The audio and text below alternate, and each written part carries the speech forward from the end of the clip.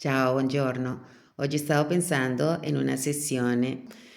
che è stata molto bella, molto intensa emotivamente. In realtà tutte le sessioni QHHT sono belle, sono intense. Però oggi stavo pensando in quella e ho detto perché no, faccio questo video per raccontarvi un po' questa sessione. Questo è stato un cliente che è venuto soltanto per avere l'esperienza di QHHT. Ovviamente nell'occasione, visto che, questo è un lavoro molto intimo, molto di lavoro personale, ha approfittato ovviamente per, esplorare alcuni aspetti della sua vita, attuale. Comunque questo cliente è arrivato subito al ricordo di una vita passata, è arrivato al momento della sua morte. Questi casi, quando arriva nel momento della morte, sono poco comuni, però si presentano. Di solito la persona llega a un momento della sua vita dove sta facendo qualche cosa che abitualmente fa, cucinare, lavorare, dipende dal lavoro che aveva in quella epoca, o sta lì guardando il cielo, il mare. Bene, ovviamente con ogni persona si ha un'esperienza diversa. Come dicevo, è poco comune che la persona arriva subito al momento della sua morte, però capita, ebbene, si esplora la vita, quella vita in cui è arrivato, si esplora diversamente. E niente, lui vede come lui sta morendo in un incidente aereo, e inizia a vedere il fuoco in un motore, in una elica, non mi ricordo dove, comunque l'aereo inizia a prendere fuoco, cade e poi lui si vede lì in acqua e con questo vede i pezzi dell'aereo perché l'aereo cade in acqua e poi esplode e lui vede quelli pezzi dell'aereo in acqua, anche le altre persone che stavano sull'aereo li vede in acqua e lui il suo corpo sente che cade, va nel profondo del mare e poi si vede che quando esce dal corpo lui vede il suo corpo in fondo al mare. A questo punto l'ho esposto un po' indietro per capire un po' qual è stata la sua vita e cosa lo ha portato a quel momento dell'incidente, in questo caso della morte così in questo incidente. Poi esplorando questa vita abbiamo avuto l'informazione che lui è stato un militare e per tutte le descrizioni che ha fatto sembrava un ambiente tedesco e lì lui diceva era un po' in contrasto con questa vita militare, nel senso che lui si sentiva di fare diversamente, però doveva essere una persona molto rigida, molto inflessibile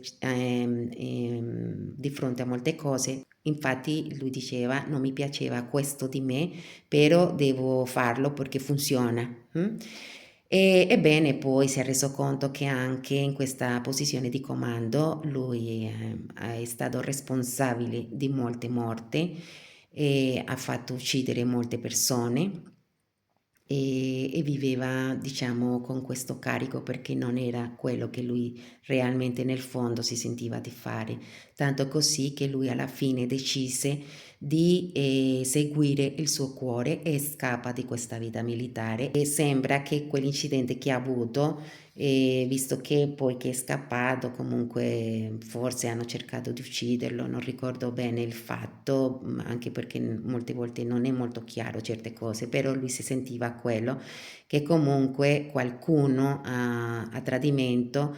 forse aveva manomesso l'aereo, forse è successo qualche cosa che questo aereo ha avuto, ha presentato questo problema tecnico, un problema elettrico, qualcosa del genere, che ha fatto che si incendiasse e cadesse poi questo aereo.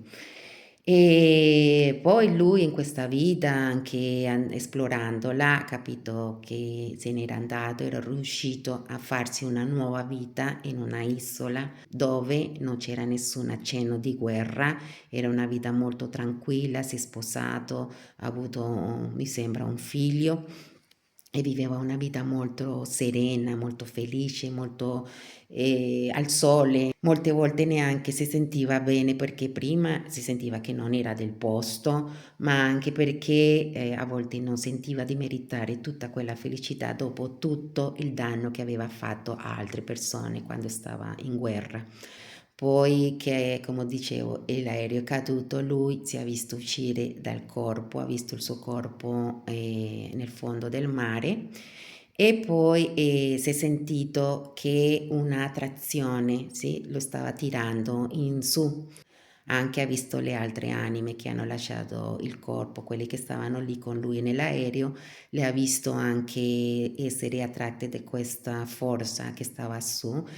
e lui ha sentito questo tirone, questa attrazione, che poi ha visto che era una palla di luce molto intensa, molto grande che stava su e che stava tirando di loro, no? E lui poi inizia a vedersi che sta senza corpo, ovviamente, che è anche lui una palla di luce più piccola, come lo sono anche quelli che hanno lasciato il corpo in quel momento e che stavano con lui. E lui vede e sente che li individua come enti separati, però che fanno parte di qualcosa di molto più grande, sì? Allora sono enti di luce, non hanno corpo, però in un certo modo sente che ognuno ha una vibrazione diversa, sono enti diversi. Comunque poi lì è stato molto emozionante vedere questa cosa, sentire questa cosa, molto intenso di quella esperienza di essere portato verso la luce e dice che quando poi è arrivata quella palla di luce poi si è visto un sacco di esseri, di spiriti, se vogliamo chiamarlo così, che le facevano la benvenuta non soltanto a lui, sino a tutte le anime che avevano lasciato il corpo in quel momento e non soltanto in quell'incidente, ma che venivano da altre parti e davano la benvenuta, il benvenuto a tutti con abbracci, con tanto affetto, con amore, con compassione, con una leggerezza, sì, no? Senza dolore, senza pensieri negativi, soltanto diciamo liberi di qualsiasi limitazione. Lo ha descritto come una sensazione di tranquillità, di serenità, di, diciamo, di consapevolezza di essere parte di qualcosa di molto più grande, di un amore molto più intenso, diciamolo così, con queste altre anime. V'è anche, per esempio, l'anima della, che è in questa vita la sua mamma. E bene, poi spiega che devi andare a un lugar a un posto come una specie di consiglio con altri esseri che sono più esperti, che hanno più conoscenza, sono più saggi in molte cose per fare una valutazione della vita che ha appena lasciato, no? La filosofia di tutto questo lavoro è che noi incarniamo, noi andiamo a vivere una vita terrenale, diciamolo così, una vita in un corpo fisico, anche se non è terrenale in un'altra parte, perché c'è vita dappertutto nell'universo, e lo facciamo con uno scopo, con una, diciamo, con una intenzione di imparare delle lezioni che ci aiutano alla nostra evoluzione spirituale, alla nostra crescita spirituale e anche con un scopo di vita, diciamo come una specie di missione, di compito che dobbiamo fare in quel posto dove andiamo a vivere quella vita. È stato molto bello, molto saggio quello che è uscito in quel momento del consiglio, di quella consapevolezza che lui ha avuto su questa questione di che tutti magari abbiamo una certa individualità, però facciamo parte di qualcosa di più grande e di tutto ciò che è la sacralità, di tutto ciò che è il rispetto per la vita, per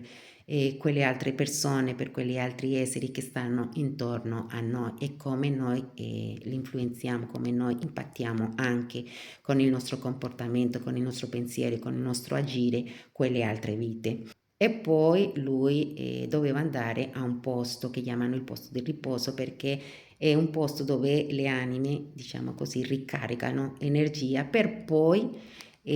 andare a fare altre esperienze di vita. Comunque stando lì poi ho deciso di contattare il suo subconscio o quello che noi chiamiamo anche il sé superiore, che è quella parte di te che è saggia e che lo sa tutto su di te, su tutte le vite che hai vissuto e sperimentato, che hai il ricordo, no? Di tutto ciò che tu hai sperimentato nella tua esistenza come essere energetico, essere spirituale, non soltanto qui, diciamo, avendo un'esperienza terrenale. A questo punto ho contattato il suo subconscio che ha spiegato al cliente perché gli ha fatto vedere quella vita in particolare e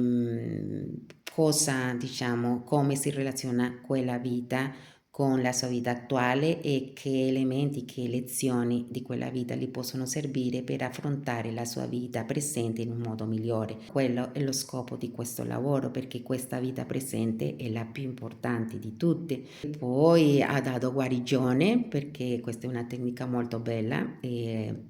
ricordiamo che la filosofia di tutto questo lavoro è che il nostro disagio fisico, il malessere fisico del nostro corpo fisico è causato per un malessere emotivo non risolto, no? Per qualcosa che emotivamente, psicologicamente, emotivamente abbiamo vissuto e che è stato un conflitto e magari non si è risolto. E per questo è molto importante anche riascoltare tutto ciò che è uscito durante quella parte di rilassamento ipnotico per rinforzare quello che è successo e per rinforzare anche quella guarigione e anche perché il riascoltare è come rivivere anche quella sessione, quelle vibrazioni energetica, quella condizione che si è presentata durante la sessione che porta anche alla guarigione. Comunque il subconscio ha dato delle spiegazioni, ha dato consiglio, ha dato guarigione non soltanto al cliente ma a quelle persone che lui, per cui lui aveva chiesto anche un po' di guarigione, però ricordiamoci che tutto anche dipende di noi stessi, no? Di come noi ci mettiamo di fronte alla nostra vita, di essere responsabili della nostra vita, perché magari qui in queste sessioni si ha tante informazioni, tanti consigli, però alla fine sei tu che decidi di seguirli o meno questi consigli. Molte volte io le dico alle persone è importante riascoltare questa registrazione di tutte le informazioni che è uscito durante il rilassamento ipnotico perché quello aiuta a rinforzare tutto ciò che è accaduto, la guarigione, tutta la consapevolezza, tutto questa informazione deve integrarsi, sì? Ci sono quelle persone che subito la prendono, integrano tutta l'informazione in un momento e si guariscono e si vede, si nota subito la guarigione perché questo funziona così, ma c'è gente che anche per il suo sistema di credenze, anche per le sue lezioni di vita, magari questo si nota con il tempo, non subito. È importante per questo la registrazione, seguire anche i consigli che vengono dati su, che il proprio subconscio, sì, il proprio sé superiore ti sta dando e voi, il cliente lo ascolta nella registrazione nella propria voce. È importante, se tu vuoi migliorare la tua vita, devi essere responsabile di questa vita e agire di cambiamenti. Comunque volevo condividere questa sessione, questa esperienza di questa sessione. È stata molto bella, molto intensa, molto completa in quanto a tutto il processo che si è fatto e ho avuto tante sessioni belle come queste. Oggi avevo in mente questa, per questo volevo condividerla. Bene, se sei interessato magari a una sessione di QHHT, puoi contattarmi per Instagram, per Facebook, per WhatsApp, di solito sempre lascio il numero anche di WhatsApp lì, o se volete potete andare a cercare la pagina ufficiale di QHHT su internet e lì potete trovare una lista con tutti noi facilitatori di questa tecnica e lì troverete anche i nostri contatti e niente, potete anche vedere quale è quello che sta più vicino a te o quale è uno che magari tu ti senti più attratto e lo puoi cercare lì. Bene, vi auguro una bellissima giornata. Ciao ciao!